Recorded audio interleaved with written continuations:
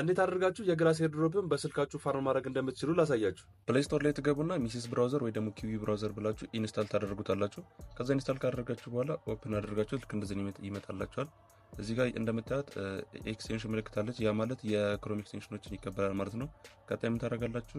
ወደ እኔ ቴሌግራም ላይ ትገቡና ቁጭ ያደረኩላችሁ ሊንክ አለ። በዛ ኮፒ ታደርጉትና መታችሁ እዚህ ጋር ማስገባት ነው ማለት ነው። ፔስት ታደርጉትና ጀስት ኢንተር ማድረግ። ከዛ ኢሜል እና ፓስወርዳችሁን በመጠቀም ሬጂስተር አድርጋችሁ ወደዚህ ዳሽቦርድ እያመጣችኋል። ከዛ እዚህ ጋር እቺኛን ተነኳትና እዚህ ላይ ነው ዳውንሎድ የምታደርጉት። እዚህ ጋር ክሮም ኤክስቴንሽን የሚለውን ዳውንሎድ ስታደርጉት ወደ ክሮም ይገባል። ከዛ እዚህ ጋር ግራስ ላይት ኖድ የሚለውን አርቱ ክሮም የሚለውን ተነካላችሁ ማለት ነው።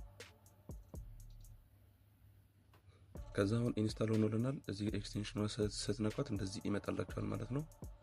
እዚህ ጋር እንደምታዩት ከዛ ትነኩታላችሁ። ከዛ በኋላ ቀደም ባስገባችሁት ኢሜልና ፓስወርድ ሎጊን ታደርጋላችሁ። ከዛ በኋላ ልክ እንደዚህ ማይን ማድረግ ጀምሯል ማለት ነው። ኦንላይን ከሆናችሁ ብቻ ነው ማይን የሚያደርገው። ስለዚህ ሌላ ነገር እየተጠቀማችሁ ባክግራውንድ ላይ እሱ ማይን ማድረግ ይችላል ማለት ነው። በዚህ መንገድ በስልካችሁ